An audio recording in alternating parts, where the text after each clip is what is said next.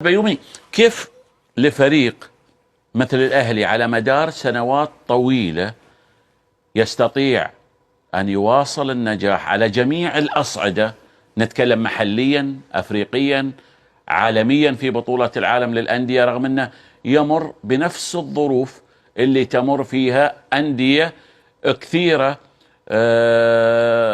ظروف أتكلم عدم انتظام الدوري المحلي مثلا، ضغط المباريات، وربما الأهلي يعاني من خوض مباريات في الموسم أكثر من غيره.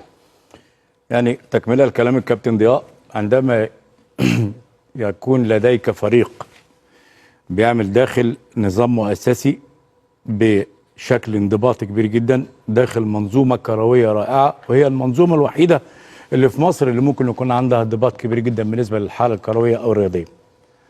عندما يكون لديك فريق تاريخي بحجم النادي الأهلي منذ 2010 وهو اللي حامل لواء الكرة المصرية أو شايل اسم الكرة المصرية، وخاصة أن المنتخبات الكبيرة والمنتخبات الصغرى وكل البطولات بالنسبة لنا كانت بعيدة من 2010 بعد الكابتن حسن شحاتة.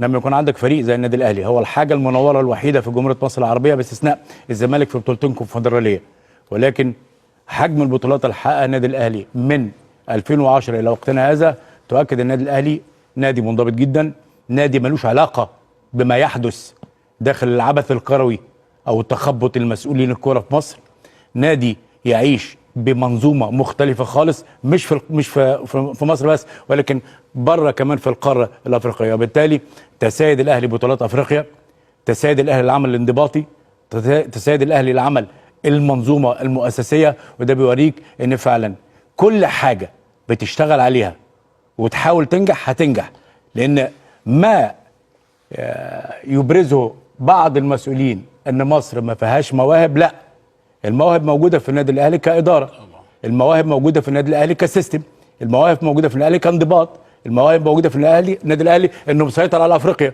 في كل شيء في البطولات الافريقيه. بالتالي لما يكون عندك نادي بالحجم ده ما تجيش تقول لي الدوله بتساعده، طب هتساعده في مصر؟ افريقيا بتساعده؟ هي الفكره كلها ان في بعض من اعداء النجاح بيحاولوا يصوروا لبعض الاشخاص للجماهير ان النادي الاهلي يتم مساعدته، ولكن انا هقول لك حاجه، ان التخبط اللي موجود بالنسبه للكره المصريه ده ناتج مسؤولين، ولكن يحسب للاهلي واداره النادي الاهلي، وانا عارف ان ممكن اتهاجم كتير جدا النهارده، يحسب لاداره النادي الاهلي والنادي الاهلي انه فعلا هو الوحيد اللي منجح مصر من 2010 2024 على مختلف البطولات، بتتكلم على كاس عالم، بتتكلم على بطولات افريقيه، بتتكلم على سيطره كامله على كل افريقيا. ده بيك واحد يحب يقول لك ده خالد بيومي يطبل للاهلي ليه؟ ودي مش حقيقه. المشكله ان هذا الواقع، ودي الارقام. في ناس تشوف ارقام وتشوف واقع بس مش عاوزه تقتنع. دي ناس مش عاوزه تنجح، دي ناس دايما، هي المشكله، عارف عندنا مشكله في مصر في ايه؟ الناس كلها باصه للاهلي اللي بيكسب بطوله، مش باصه للاهلي ناجح ازاي او بيعمل ايه. صح. انا المفروض انا كعضو مجلس اداره او كرئيس نادي منافس للنادي الاهلي اقعد اراجع نفسي، الناس دي ناجحه ليه؟ هل هي ناجحه عشان هم مختلفين عن المنظومه اللي موجوده في مصر؟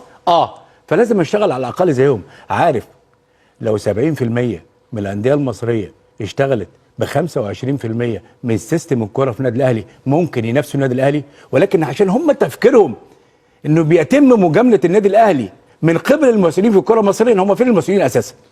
كل ده اوكي انا عشان خلاص اوكي